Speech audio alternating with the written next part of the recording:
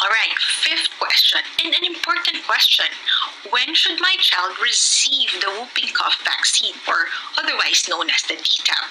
So DTaP, as recommended, as I mentioned, by the AAP, PPS, and PIDS-P, the routine schedule of DTaP, it is given at 2 months of age, 4 months of age, and 6 months of age. And then a booster shot is given at 15 to 18 months, and another booster given at 4 to 6 years old.